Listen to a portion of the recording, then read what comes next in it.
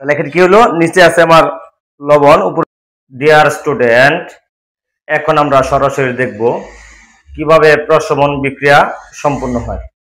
আমরা জানি অ্যাসিড এবং ক্ষার পরস্পর বিক্রিয়া করে লবণ এবং পানি উৎপন্ন হয়।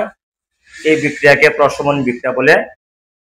আর প্রশমন বিক্রিয়া যেহেতু তাপ উৎপন্ন হয়, এই জন্য প্রশমন বিক্রিয়াকে তাপ উৎপাদী বলা হয়।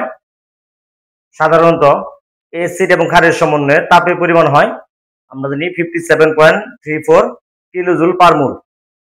তাহলে আমরা এখন একটা বিকারে কি নেব, পটাশিয়াম হাইড্রোক্সাইড এই প্যালেট নেব, আর অ্যাসিড নেব আমরা গাঢ় সালফিউরিক অ্যাসিড। তাহলে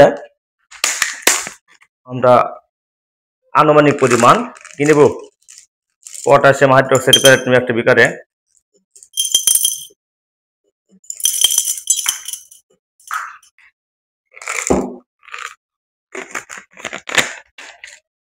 আর একটা বিকার আমরা কি নেব, আনুমানিক পরিমাণ গাঢ় সালফিউরিক অ্যাসিড।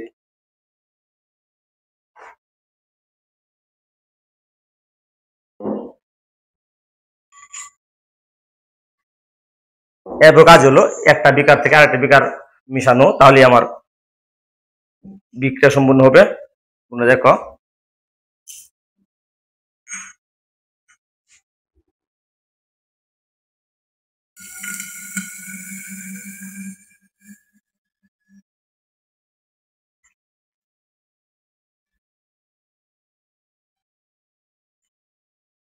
তাহলে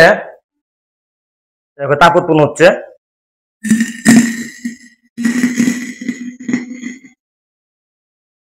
তাহলে এখানে কি হলো, নিচে আছে আমার লবণ, উপরে হলো পানি। তাহলে আমরা কি বলবো যে এই বিক্রিয়াটি হলো কি বিক্রিয়া, প্রশমন বিক্রিয়া।